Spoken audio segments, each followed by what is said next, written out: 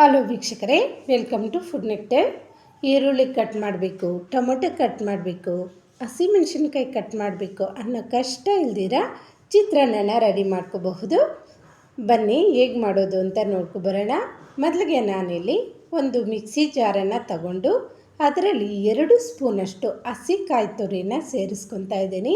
ಹಾಗೆ ನಿಮ್ಮ ಖಾರಕ್ಕೆ ಅನುಗುಣವಾಗಿ ಹಸಿಮೆಣಸಿನ್ಕಾಯನ್ನು ಸೇರಿಸ್ಕೊಳ್ಳಿ. ಸ್ವಲ್ಪ ಹಸಿ ಶುಂಠಿಯನ್ನು ಸಹ ಶುದ್ಧ ಮಾಡಿ ಹಾಕ್ಕೊತಾ ಇದ್ದೀನಿ. ಸ್ವಲ್ಪ ಕೊತ್ತಂಬರಿ ಸೊಪ್ಪು, ಅದರ ಜೊತೆ ಸ್ವಲ್ಪ ಕರಿಬೇವಿನ ಸೊಪ್ಪು, ಹಾಗೆ ಸ್ವಲ್ಪ ಜೀರಿಗೆ, ಇದೆಲ್ಲವನ್ನು ಇದರಲ್ಲಿ ಸೇರಿಸ್ಕೊಳ್ಳಿ. ನಂತರ ಗೊಜ್ಜಿಗೆ ಎಷ್ಟು ಬೇಕಾಗುತ್ತೋ ಅಷ್ಟು ಉಪ್ಪನ್ನು ನಾನು ಇಲ್ಲೇ ಕಲ್ಲುಪ್ಪನ್ನು ಸೇರಿಸ್ಕೊತಾ ಇದ್ದೀನಿ.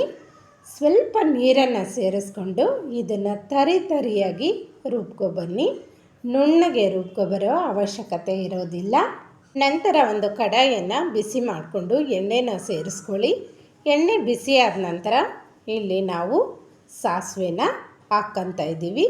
ಸಾಸಿವೆ ಚಿಟಪಟ ಅಂದ ನಂತರ ಇದಕ್ಕೆ ನಾನು ಕಡಲೆ ಬೀಜನ ಸೇರಿಸ್ಕೊತಾ ಇದ್ದೀನಿ.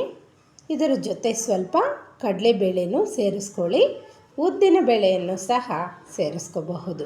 ಉದ್ದಿನ ಬೇಳೆ ಕೂಡ ಚಿತ್ರಾನ್ನದಲ್ಲಿ ಒಳ್ಳೆ ಪರಿಮಳ ಹಾಗೂ ರುಚಿಯನ್ನು ನೀಡುತ್ತೆ. ನಂತರ ಇಲ್ಲಿ 3 ಒಣಮೆಣಸಿನ್ಕಾಯನ್ನು ಒಗ್ಗರಣೆಯಲ್ಲಿ ಸೇರಿಸ್ತಾ ಇದ್ದೀನಿ. ಹಾಗೆ ತಾಜಾತನವನ್ನು ಹೊಂದಿರತಕ್ಕಂಥ ಕರಿಬೇವಿನ ಸೊಪ್ಪನ್ನು ಸಹ ಸೇರಿಸ್ಕೊತಾ ಇದ್ದೀನಿ. ಕರಿಬೇವಿನ ಸೊಪ್ಪು ನಮ್ಮ ಕಣ್ಣಿನ ಆರೋಗ್ಯಕ್ಕೆ ತುಂಬ ಒಳ್ಳೆಯದು. ನಂತರ ಇದೆಲ್ಲ ಚೆನ್ನಾಗಿ ಗೋಲ್ಡನ್ ಬ್ರೌನ್ ಬರೋವರೆಗೂ ಚೆನ್ನಾಗಿ ಹುರ್ಕೊಳ್ಳಿ. ಇವಾಗ ನಾನು ಸ್ವಲ್ಪ ಅರಿಶಿನ ಪುಡಿಯನ್ನು ಸೇರಿಸ್ತಾ ಇದ್ದೀನಿ. ಇದು ಶುದ್ಧವಾಗಿ ಮನೆಯಲ್ಲೇ ಮಾಡಿರ್ತಕ್ಕಂಥ ಅರಿಶಿನ ಪುಡಿ. ನಂತರ ಇದಕ್ಕೆ ನಾವು ಮೊದಲೇ ರುಬ್ಬಿಟ್ಕೊಂಡಿರ್ತಕ್ಕಂಥ ಮಸಾಲೆನ ಸೇರಿಸ್ಕೊಂಡು ಚೆನ್ನಾಗಿ ಕುದಿಸ್ಕೋಬೇಕಾಗಿರತ್ತೆ. ಇದು ಎಣ್ಣೆ ಎಲ್ಲ ಮೇಲೆ ತೇಲುವಾಗ ರೆಡಿಯಾಗಿದೆ ಅಂತ ಗೊತ್ತಾಗುತ್ತೆ. ಆವಾಗ ನಾವು ಸ್ವಲ್ಪ ಹುಣಸೆ ಹಣ್ಣಿನ ರಸವನ್ನು ಸೇರಿಸ್ಕೋಬೇಕಾಗಿರತ್ತೆ. ಇದು ಚೆನ್ನಾಗಿ ಗಟ್ಟಿಯಾಗೋ ತನಕ ಬೇಯಿಸ್ಕೊಳ್ಳಿ.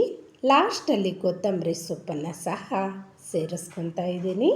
ನಾವು ಇಲ್ಲಿ ಅನ್ನವನ್ನು ಮೊದಲೇ ಉದುರಾಗಿ ಸಿದ್ಧ ಮಾಡಿಟ್ಕೋಬೇಕು. ಅದನ್ನು ಈ ಗೊಜ್ಜಲ್ಲಿ ಸೇರಿಸ್ಕೊಂಡು ನಿಧಾನಕ್ಕೆ ಚೆನ್ನಾಗಿ ಕಲಿಸ್ಕೊಳ್ಳಿ. ಚಿತ್ರಾನ್ನ ರೆಡಿ ಆಗಿಬಿಡತ್ತೆ. ನೋಡಿ, ಮೊದಲಿನ ಕಾಲದಲ್ಲಿ ಅಮ್ಮ ಅಜ್ಜಿ ಇದೇ ರೀತಿ ಚಿತ್ರಾನ್ನನ ಮಾಡಿಕೊಡ್ತಾಯಿದ್ರು. ನೆನಪಿದ್ರೆ ಕಮೆಂಟಲ್ಲಿ ಕಮೆಂಟ್ ಮಾಡಿ. Thank you.